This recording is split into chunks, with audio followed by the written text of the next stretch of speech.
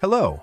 In this video, I will be disassembling the Genius SW-2.1 350 speaker system. If you missed the previous video where I unboxed and tested it, you can watch it here. But let's get started. First, unplug all connectors from the device and make sure it is completely disconnected from power. This is very important.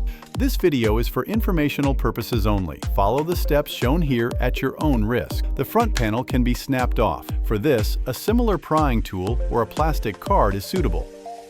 The front panel is made of wood with fabric attached to it.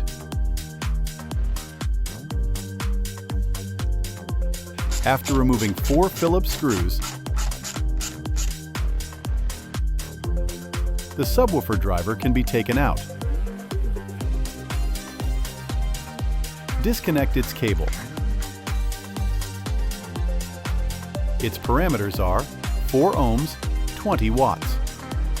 The surround is properly airtight. All connectors inside the device are equipped with locking tabs.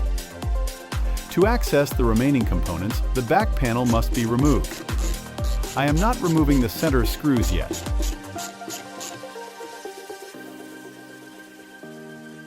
The rear panel can now be taken off.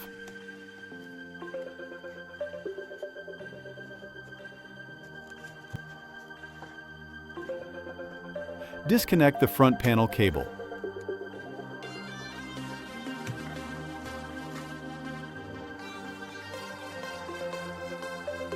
Here you can see all components of the removed section.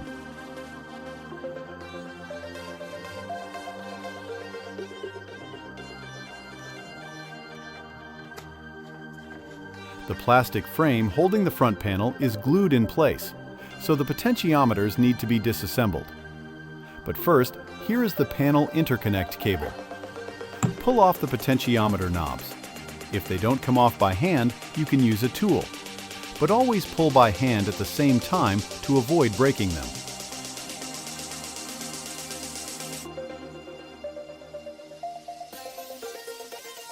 Using pliers, loosen the retaining nuts of the potentiometers. First the outer ones, then the middle one.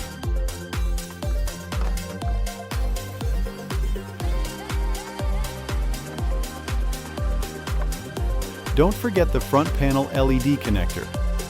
After this, the front panel can be removed.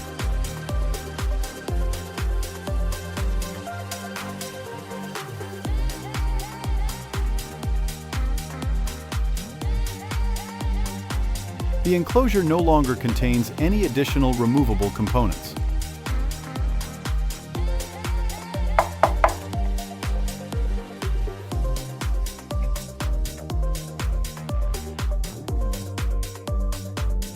The amplifier and the switched mode power supply are located on the rear panel.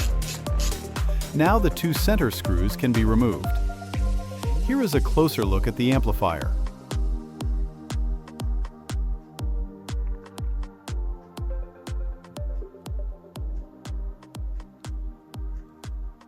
The power supply is mounted at a significant distance from the back panel. Be careful, the capacitors may still be charged.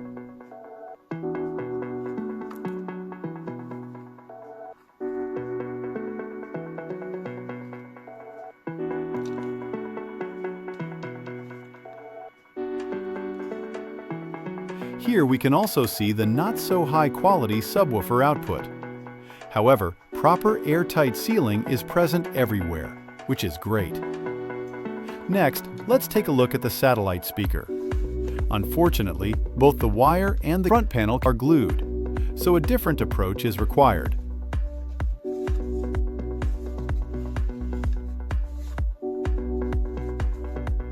Once again, I'm using the prying tool.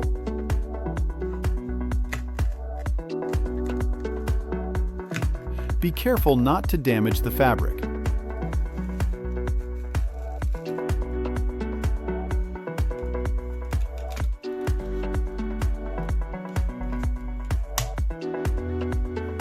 Here you can see the glue on the front panel, which is also made of wood.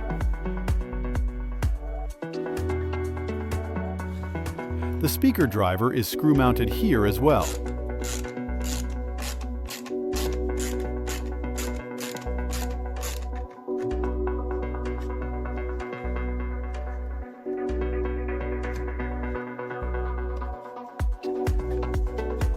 This is the glued cable, and the subwoofer output, which interestingly is not glued, but based on my experience, it doesn't fall out. For clarity, I desoldered the driver.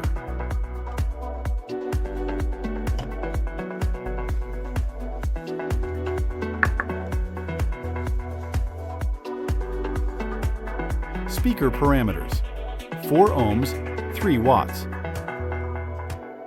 This enclosure cannot be further disassembled. The other satellite speaker is identical on the inside, so it was left intact. After examining the components, I concluded that this device appears to be of acceptable quality, not only at first glance, but internally as well, considering its price. Possible failures are unlikely due to proper design and construction. But if they do occur, the device is easy to service. Now, here are a few useful tips for reassembly. When soldering the driver back, pay attention to correct polarity, and use a separate tool to hold the cable, as it may become hot. The front housing can be most easily reattached using a hot glue gun, but be careful, it dries quickly. The amplifier must be positioned correctly so it fits the cutouts. The 2 screws have different thread pitches. The finer thread goes on top.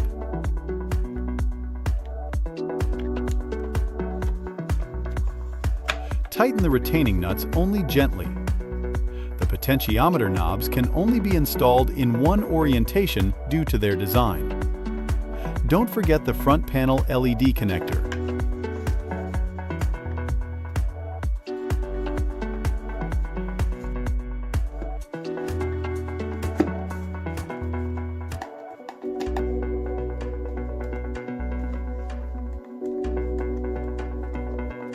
I wrapped the speaker cable around the other cables, but this is optional.